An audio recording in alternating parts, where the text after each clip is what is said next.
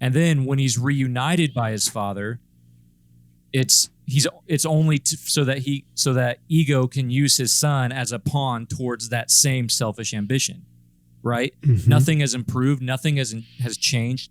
Quill goes through life thinking, I wonder who my dad is, and having internal feelings of just complete inadequacy, insufficiency, and like I'm nothing. I'm less than nothing because of who my lack of knowledge of my father. And yet, when he finally meets his father, all of those negative things are reinforced by his father.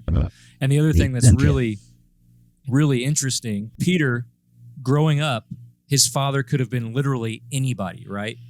And he creates this image in his head of David Hasselhoff, which was pretty funny, touring Germany and all of those things. He creates this image in his head, filming Knight Rider and all that, David Hasselhoff's famous for.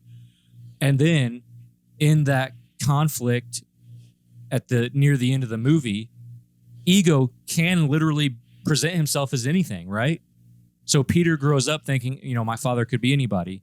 And here, ego actually does present himself as the image that Peter created for himself of his own father. Like, I think all of that is just showing, like, reinforcing, no, David Hasselhoff isn't even your father.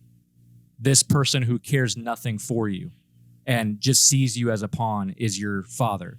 And then that forces Quill to deal with all of that, right? All of those things that he's felt as a kid growing up and all that inadequacy, he has to deal with that because now not even his image is good enough.